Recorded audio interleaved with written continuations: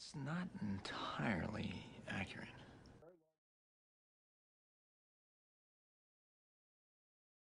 Let me start off by saying this. If Bill Nye, the science guy, were to suddenly be stricken with Alzheimer's and his memory was affected to the point of him practically being a potato, he would still have a better understanding of fossilization than you do, thick shades.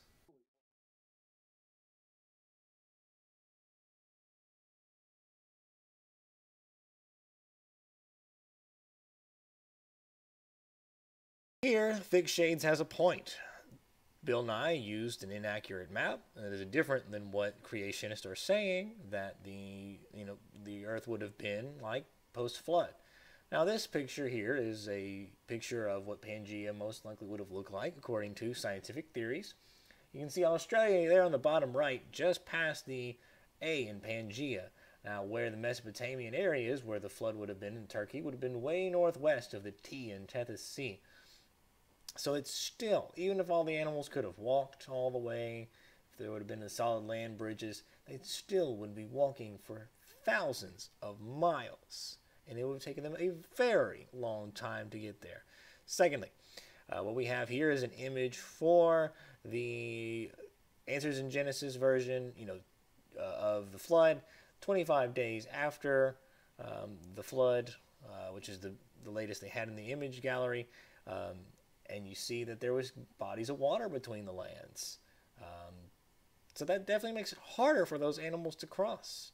They still would be having to cross bodies of water. So regardless of what Bill Nye has done, yeah, I don't see that helping your case there much there, Thick Shades. It should be noted that they were in that boat for a year long after the flood had taken place. Those continents would have been even further away. If this is what it looked like 25 days after, what would it look like a year after? Who knows? But I'm pretty sure those animals would have still had a mighty long swim to get to Australia. Now, that to me is an extraordinary claim. We would expect then, somewhere between the Middle East and Australia, we would expect to find evidence of kangaroos. We would expect to find some fossils. Some bones in the last 4,000 years. Somebody would have been hopping along there. And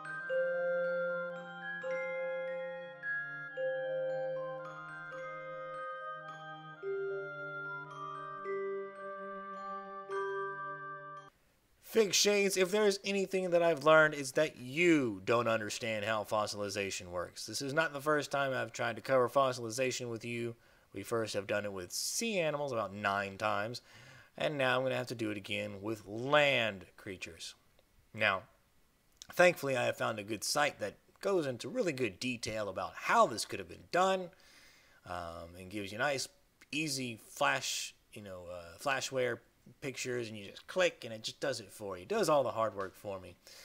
But basically it showed how there was, the mud from the floodplains and muddy areas. As we know, floodplains are areas alongside, adjacent to rivers and whatnot, where, especially in flood areas, where overflow of water would make the area muddy. Animals would have got stuck in there from, or died there from living along that side of the ocean, or, attacked by a creature and it died there, whatever. It would have been buried in those sediments from that mud. That mud would have kept it safe from scavengers or the aerobic processes or parts of it if scavengers had eaten some of it, or if it would have sank wholly in the mud, it would have been completely protected from it. If they would have been underside cliffs over mountains that would have, had falling rocks on it, those falling rocks and debris and whatnot could have protected it as well, and we find fossils of that. Not the perfect fossils, but we do find certain fossils or parts of a whole animal. Then we also have, if we would have found animals in sinkholes, which we do. Now, sinkholes are basically, we have levels of land that were up above. We found, sorry, I was shaking something. So a regular level where the surface area where people would walk on, and then below that was a layer of, say limestone, and the water from the sky was more acidic and would actually seep into the ground and kind of wilt away and destroy and tear up that limestone, and so there would be kind of more and more gaps, and eventually enough weight on that surface area would just make the sinkhole. It would just crush, and all the weight would just sink in. We have sinkholes all over the world. I mean, they are everywhere. And we found fossils of animals in sinkholes. It just happens. I mean, they're enough to sink in parts of cities, take out big buildings and cars. So I know they can take down an animal. Again, we found the fossils there. And then there's also volcanic ash.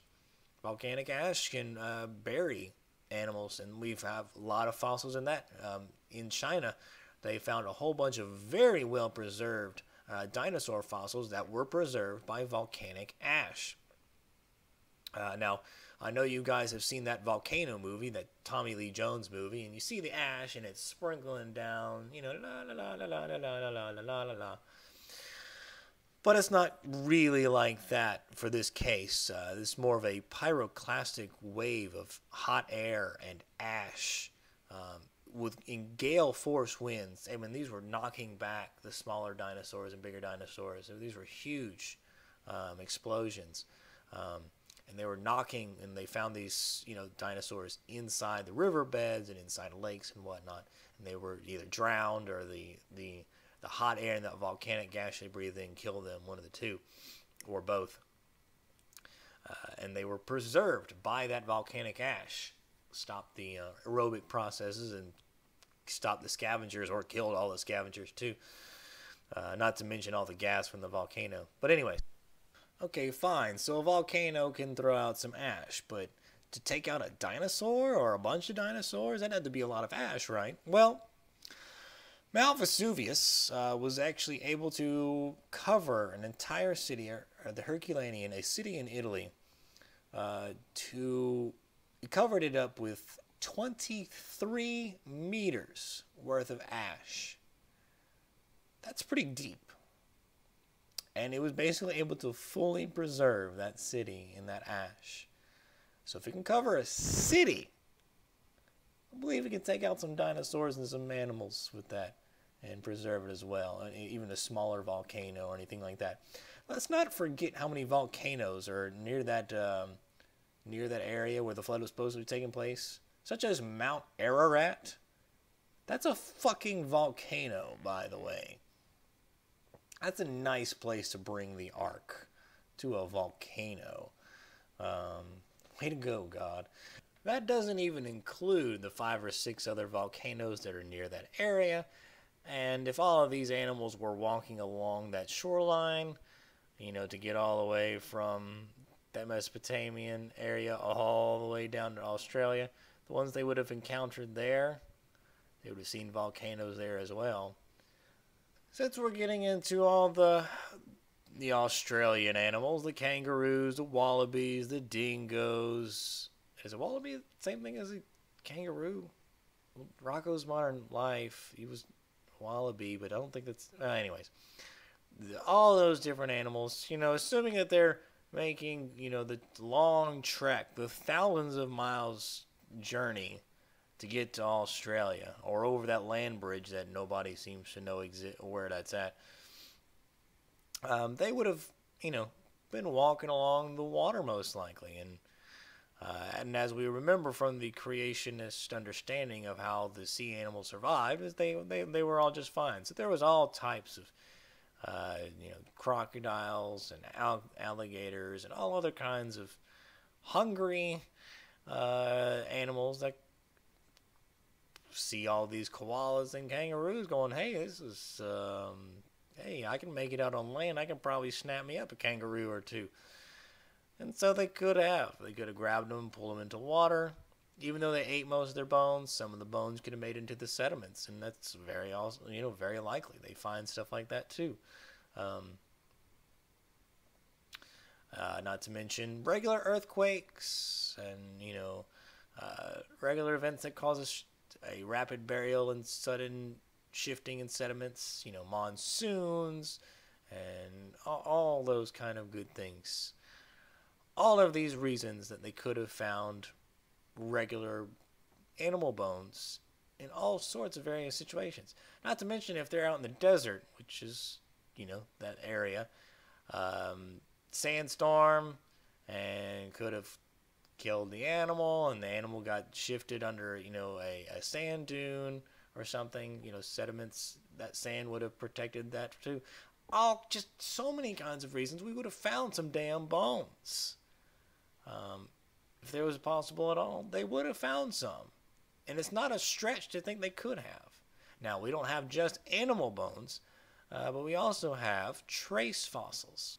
Paleontologists, when they're searching for animals or their habitats, they find not just animals, but they'll find trace fossils. These are fossils such as eggs or nests or burrows or even fecal matter or any kind of waste.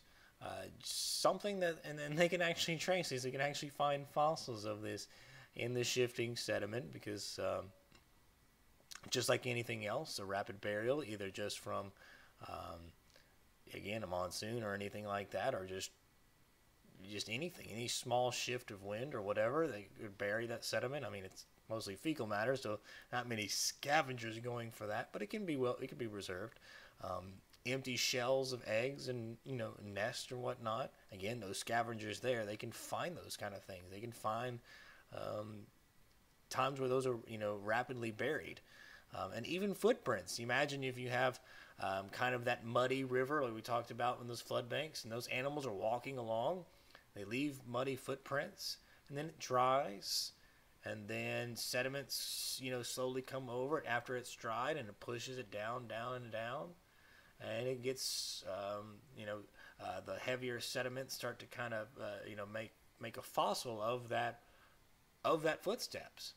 And then, when a tectonic plate shifts hits and it pushes that rock back up and pushes the footprints back up, and now we have fossils of footprints. And they would be finding those too. Again, they were in a Mesopotamian floodplain. And they were all these animals were walking by rivers and whatnot. And it's where life is. Where there would have been mud and things like that. They would have found all of these kind of things in all types of trace fossils in these areas. And we find them all the time. So there's no excuse that they wouldn't have found these things from all of these thousands of animals, including the kangaroos, there. It's just... and that's just how it is.